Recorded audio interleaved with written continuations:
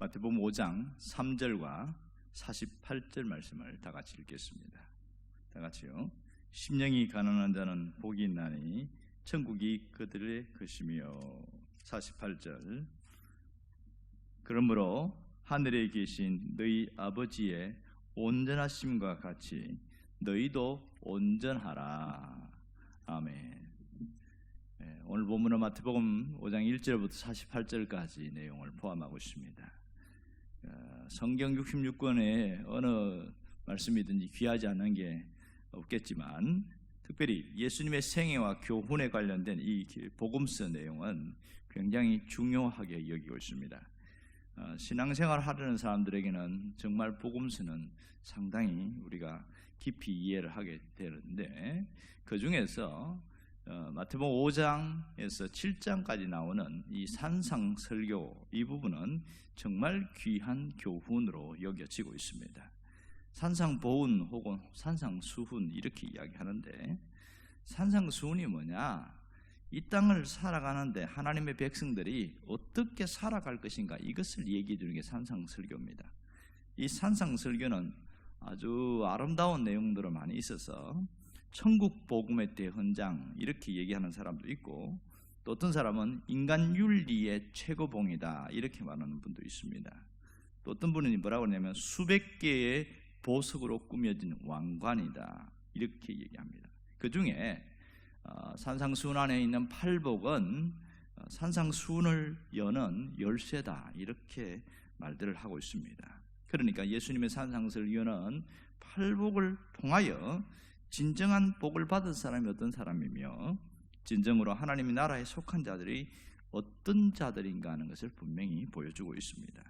이 마태복음 5장의 전체적인 구조를 보면 이렇습니다. 1절부터 11절까지는 팔복에 대해서 이야기를 하고 있고, 13절부터 16절까지는 소금과 빛에 대한 말씀이고, 17절부터 20절까지는 예수님과 율법, 의에 관한 말씀을 얘기하고 있고, 21절부터 마지막 48절까지는 그리스도인의 윤리에 관한 것을 보여주고 있습니다. 특히 여기에는 분노하지 말라, 서로 화해하고 예배하라, 의가 뭔지, 또 간음하지 말라, 맹세하지 말라, 악한 자를 대적하지 말라, 원수를 사랑하라, 이런 6가지 주제를 가지고 이야기를 하고 있습니다.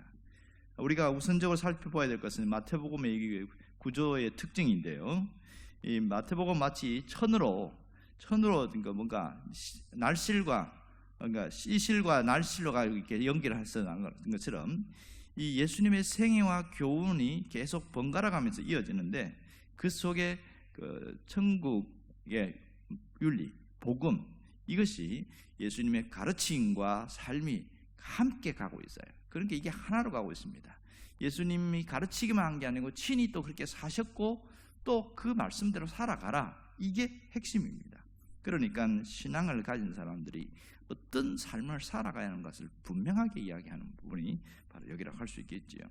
그리고 여기서 몇 가지 의문점이 있는데, 그것은 뭐냐면 도대체 누구에게 하신 말씀인가, 이 대상이 누구냐 하는 거예요. 두 번째는 산상수훈은 일종의 부흥회처럼 한 며칠 동안 말씀하신 것을 모아놓은 것인가, 아니면 예수님의 공생애 가운데 덤성덤성 있는 이 말씀을 하나로 모은 것인가, 이것이 두 번째 문제점이 될 것이고요. 세 번째는 산상수훈의 핵심이 도대체 뭐냐는 거예요. 네 번째는 여기에서 그 중에 팔복의 핵심은 또 무엇인가, 이런 것들이 우리가 갖고 있는 의문점이 될 수 있습니다. 먼저 산상수훈은 공생애 동안에 전 동안에 말씀하신 그 예수님의 핵심 메시지를 모아놓은 것으로서 천국 백성이 된 자들은 이렇게 살아야 한다 하는 새로운 규범을 말씀하고 있습니다. 그리고 그 중에 있는 팔복의 핵심 메시지는 성품입니다. 예수님을 따르는 자들이 지켜야 할 성품, 이 팔복은 거룩한 성품의 교과서다, 이렇게 그래서 이야기하는 거지요. 팔복을 통해서 예수님은 예수님을 믿는 사람들이 갖게 될 거룩한 성품에 대하여 말씀하고 있습니다. 8가지 중에 보면 심령이 가난한 자, 애통하는 자, 온유한 자, 의에 줄이고 목마른 자, 이것은 하나님과의 관계 속에서 맺어지는 성품을 이야기하고 있고, 그리고 긍휼히 여기는 자, 마음이 청결한 자, 화평케 하는 자, 을을 위해 박해를 받는 자, 이것은 이 세상을 살아가는 동안에 인간관계 속에서 빚어지는 우리의 성품, 이것을 말하고 있습니다. 우리는 이 팔복을 통하여 자신의 심령을 새롭게 함으로써 주님의 성품을 점점 닮아가게 되어지는 거죠. 결국 이 산상수훈의 핵심 메시지는 그리스도인의 신앙 윤리, 천국 시민이 가져야 할 신앙 윤리가 무엇인가, 그걸 얘기하는데, 그 윤리의 동기는 사랑이고 그 윤리의 결과는 은혜로 끝나게 되어지는 거죠. 이 8부 정리하면 팔복을 포함한 산상수훈의 메시지는 분명합니다. 하늘에 계신 아버지의 온전하신 것 같이 너희도 온전해야 된다, 이걸 얘기하는 거죠. 하나님께서 우리에게 원하시는 것은 하나님의 온전하신 것 같이 우리도 그 온전한 데 따라가야 한다, 이렇게 말씀하고 있습니다. 자, 그러면 우리는 이 세상을 살아가면서 하나님께서 우리를 어떻게 대하시는가, 뭘 원하는가, 이걸 생각해 봐야 되죠. 하나님은 이 땅을 살아가는 우리가 하나님이 스스로 자랑하기를 원하는 거죠. 예수를 믿는 자녀들, 또 하나님을 믿는 나의 존귀한 자녀를 봐라, 이러면서 믿는 자들을 자랑하고 싶어요. 뭘 자랑합니까? 신앙인다운 신앙을 가지고 세상을 살아가면서 이 신앙인이 어떤 존재인가, 이것을 보여주려는 거죠. 하나님의 존재는, 특히 불신자들은 전혀 알 수가 없습니다. 누구를 통해서 하나님을 아느냐면 신자들을 통해서 하나님을 간접적으로 아는 거예요. 아, 하나님을 믿더니 확 달라진 거 보니까 진짜 하나님이 계신가 보다, 이 정도 수준으로 압니다. 그러니까 하나님은 나를 통해서 자랑하고 싶은 거예요. 내가 어떤 존재인지 그걸 나를 통해서, 이게 대단히 중요한 것이죠. 그러기에 우리가 천국 시민이 된 우리가 어떻게 살아야 하는 거냐는 거예요. 하나는 오늘 말씀처럼 천국 시민 된 그리스도인은 소금과 빛이 되어야 된다는 것을 분명히 우리가 알아야 됩니다. 너희는 세상의 소금과 빛이라고 할 때에, 여기서 소금이라고 이야기할 때 뭐냐면 그리스도인 세상에 살아가면서 하나님의 성품을 가진 자로서 그 성품의 본질을 나타내는 자로 살아라, 이 얘기가 되겠지요. 그러면 소금이라고 말하는 건 뭡니까? 맛을 내는 사람, 이게 소금의 핵심이지요. 맛을 내는 사람, 맛없는 세상에서 맛을 내는 자가 되라. 인생의 삶과 의미를 잃어버리고 살아가는 그 사람들에게 삶의 의미와 목적, 이것을 분명히 드러내고, 그래서 삶의 의미를 주는 자로 살아가라는 거예요. 이게 소금의 이야기고요. 또 하나는 너희는 세상의 빛이다, 이렇게 이야기했습니다. 세상의 빛이 뭐예요? 세상의 빛처럼 살아가는 건데, 주님이 빛이 되기 때문에 주님을 따라가는 자에게는 빛 대신 주님이 우리 안에 계셔요. 그러기에 우리가 가는 곳은 항상 드러나게 돼 있어요. 감추을 수가 없단 말이에요. 그러면 어떻게 세상의 빛으로 살아가냐? 오늘 성경이 분명히 이야기하는데 그것은 착한 행실이다, 이렇게 말합니다. 나쁜 행실이 아니고 착한 행실이다.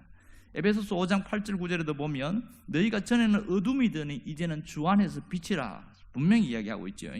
예수를 믿는 우리 모두는 빛입니다. 그러기에 빛의 자녀처럼 행해라, 이렇게 말했습니다.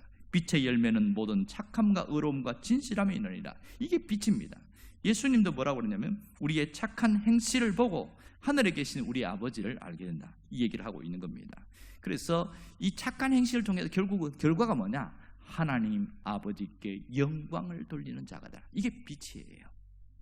그 다음에 두 번째로는 그리스도인은 먼저 이 관계를 회복시켜야 된다. 특별히 예배를 드리기 전에 먼저 꼬인 관계를 반드시 매듭을 풀고 나오라는 겁니다. 살다 보면 상대방에게 화를 내기도 하고 거친 말을 또 쏟아내기도 하고 금전관계 때문에 감정이 상하게 되는 경우가 굉장히 많습니다. 이 관계가 뒤틀린 상황에서 예배를 드리는 경우가 많은데, 오늘 성경은 너 그렇게 살지 마, 네가 예배당에 오려고 그러면 반드시 관계 풀고 와, 이렇게 얘기하는 거예요. 그래서 예물을 제단에 드리다가 거기서 내 형제를 원망할 만한 일이 있거든, 그 생각나면 예물을 제단 앞에 두고 먼저 가서 형제와 화목하고 그 후에 와서 예물을 드리라, 이렇게 말하는 것은 하나님 앞에 예배를 말합니다. 그러니까 하나님은 뭘 원하냐? 하나님은 소통된 예배를 원하는 겁니다. 하나님과 관계가 풀어지려고 그러면 사람과 관계가 맺어져 있으면 안 풀리거든요. 그래서 하나님은 사람들이 원망 들을 만한 그 일을 갖고 살지 말라는 거예요. 그래야 우리가 행복하게 살 수 있습니다. 또 세 번째는 진정한 그리스도인은 사랑을 실천하면서 살아야 된다. 이것을 뭐라고 하냐? 원수를 사랑해라, 이렇게 말합니다. 왜 원수를 사랑해야 되느냐? 사실 우리가 하나님과의 관계에서 원수된 자들이었거든요. 로마서 5장 10절에 보면 내가 하나님과 원수가 되었을 때에 그가 나를 위하여 죽으시고 이렇게 말했단 말이에요. 하나님과 내가 원수된 상태였고 내가 하는 모든 것이 하나님과의 원수된 그런 상황에서 살아갔는데 하나님이 나를 사랑하는 것은 그 원수된 나를 사랑하신 것이고 그러기에 너희도 원수된 관계를 풀어나가라는 겁니다. 그러므로 원수 사랑은 내가 진짜 성도인가를 드러내는 통로라는 겁니다. 내 안에 예수님의 사랑이 머물고 있다는 증거가 원수 사랑입니다. 원수를 사랑하는 것은 예수님의 사랑을 보여주는 증거라 할 수 있겠지요. 이게 원수 사랑의 소극적인 게 뭐냐? 미워하지 말라. 이게 소극적인 원수 사랑이고요. 적극적인 것은 뭐냐면 원수라 할지라도 기도해라 이 얘기입니다. 비록 막 그렇게 하지만 기도하는 것 이것 적극적인 사랑입니다. 자, 그러면 이제 우리가 어떻게 살아야 되냐? 이제는 열매 맺는 나무로 살아가라. 이것이 주님의 메시지입니다. 두 사람이 길을 가다가 나무가 있을 것 같아요. 한 사람은 열매를 막 맛있다고 따서 먹었어요. 한 사람은 그 나무를 가지고 집에 심었어요. 세월이 흘렀는데 여전히 한 사람은 지나가다가 열매를 따먹고 이 한 사람은 집에 세워난 나무에서 열매를 먹고 너는 어떤 사람이 되기를 원하느냐? 이렇게 질문을 하더라고요. 오늘 우리가 그리스도의 성품의 열매를 맺어야 됩니다. 그것이 성령의 열매입니다. 성품의 열매를 맺는 사람은 어떤 자로 사느냐? 내가 산상수훈이 녹여진 자의 삶인데 작은 예수를 닮은 사람 이렇게 성장해 나가더라는 겁니다. 신앙이 정말 제대로 성장하는 사람은 내가 예수를 닮은 사람 이렇게 되어집니다. 여러분의 그런 마음을 갖고 살도록 기도하고 또 그렇게 결단할 수 있기를 주의 이름으로 축원합니다. 기도하겠습니다. 우리 가운데 주님이 함께 하심을 감사드리며 오늘 산상수훈의 말씀을 통해서 내가 예수를 닮은 자, 예수님의 성품을 닮은 자로 살아가게 하여 주옵소서. 예수님 이름으로 기도합니다.